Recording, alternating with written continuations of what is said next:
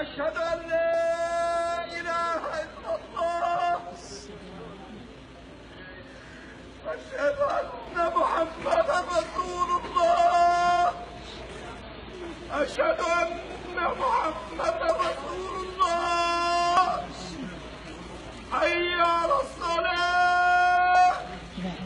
حي على الصلاة. حي على الفلاح. حي على الفلاح. الله أكبر الله أكبر. لا إله إلا الله. ده مؤذن المسجد الأقصى بيرفع أذان الجمعة مختلطا بالدموع، دموع القهر والذل وعجز الرجال.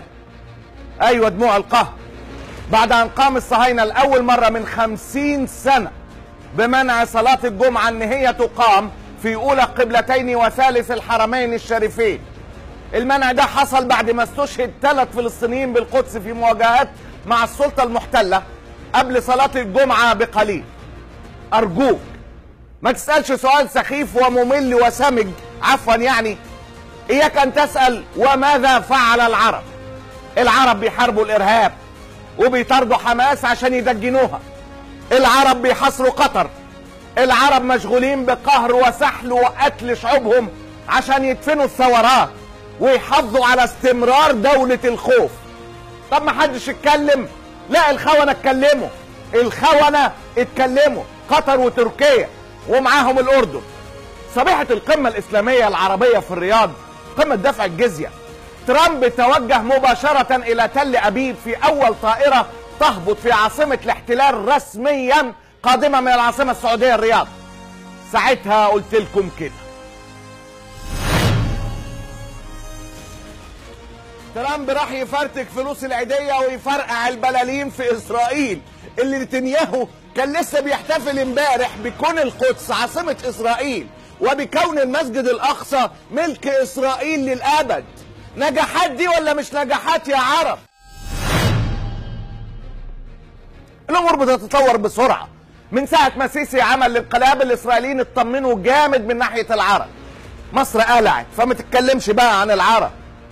ترامب لما راح وبعد ما لبس الطاقية اليهودية وظرف دبعتين عند حائط المبكى المزعوم، أكد لهم إن حطوا ببطنكم بطيخة صيفي.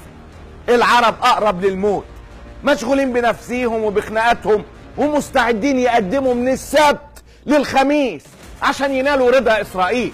رضا إسرائيل اللي هو الباب السحري لتثبيت الدكتاتورية في الوطن الكبير.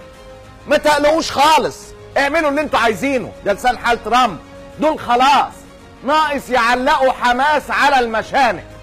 ترامب رجع امبارح في نفس يوم منع صلاة الجمعة في المسجد الأقصى وكشف عن صفحة مش لطيفة من القمة العربية الأمريكية في الرياض.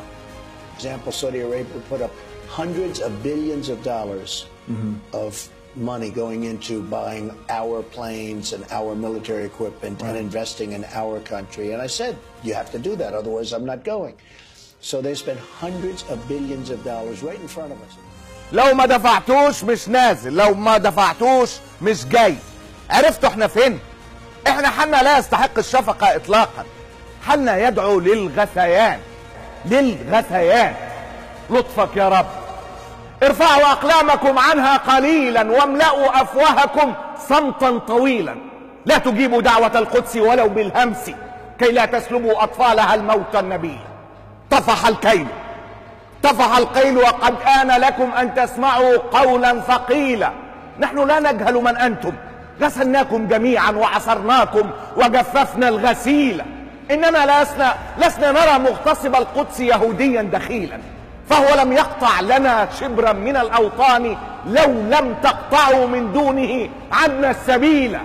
أنتم الأعداء، أنتم الأعداء يا من قد نزعتم صفة الإنسان من أعماقنا جيلا فجيلا، واغتصبتم أرضنا منا وكنتم نصف قرن لبلاد العرب محتلا أصيلا. أنتم الأعداء، أنتم الأعداء يا شجعان، أنتم الأعداء يا شجعان سلم زوجوا الظلم بظلم وبنوا للوطن المحتل 20 مثيلا. ارفعوا أقلامكم عنها قليلا واملأوا أفواهكم صمتا طويلا. بالله عليكم لا تجيبوا دعوة القدس ولو بالهمس كي لا تسلبوا أطفالها الموت النبيل. الله تعالى.